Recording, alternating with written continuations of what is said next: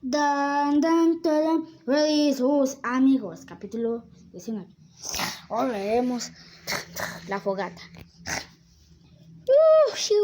Ay, qué buena fogata. Aunque no estoy encendiendo mucho. Tranquilízate, ya te va a encender. Para ti es fácil, Valora. ¿Cómo que para mí? Ya cállense ambos. Ahora, chicos, puedes acompañar. Si hay un asiento ahí. Sale. Sale.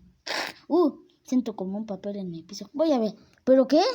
Se busca Springtrap. ¿Springtrap?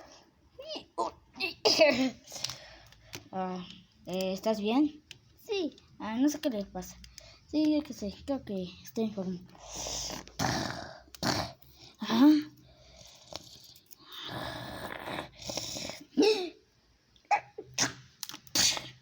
¿Pero qué?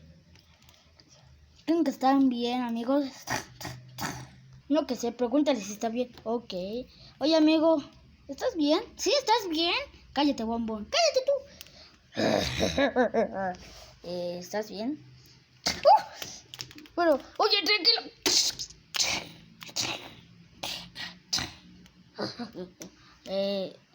Todo está bien allá. Escucho gritos y... Bombón. Pero...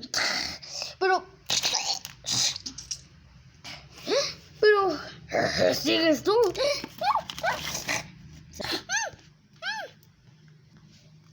¿O dónde se fue?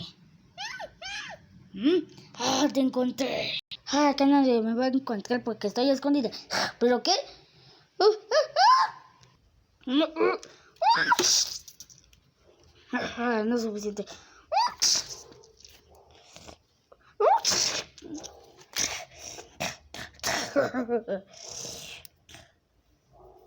Silencio.